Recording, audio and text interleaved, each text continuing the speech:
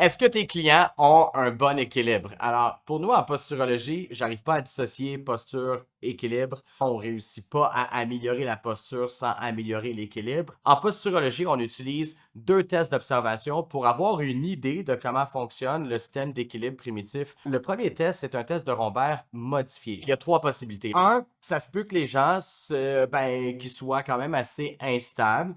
Puis à partir de ce moment-là, évidemment, dans le contexte où il n'y aurait aucune déficience de santé, évidemment, ces gens-là peuvent bénéficier d'une reprogrammation posturale. Deux, ce qui peut aussi arriver, c'est que, par exemple, le tronc se mette à tourner à droite ou le tronc se mette à tourner à gauche. Et ça, c'est quand même assez souvent le reflet d'une insuffisance de convergence. Vous allez dire, pourtant, les yeux sont fermés sur un test de Rombert. Vous avez absolument raison.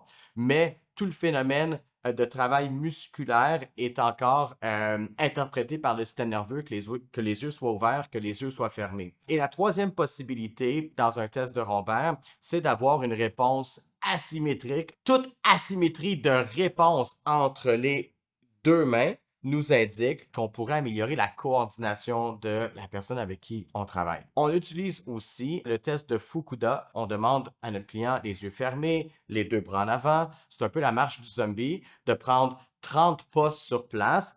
Et en fait, tout ce qui serait autre que d'avancer un peu vers l'avant, pour nous, est considéré comme c'est quelque chose qu'on peut améliorer. Ce n'est que à partir du moment où on a corrigé presque, je vais dire, dans l'absolu, le système postural dans son intégrité, qu'on retrouve un test de Fukuda réellement normalisé. C'est les deux tests qu'on utilise pour apprécier l'équilibre, le test de Rombert modifié et le test de Fukuda.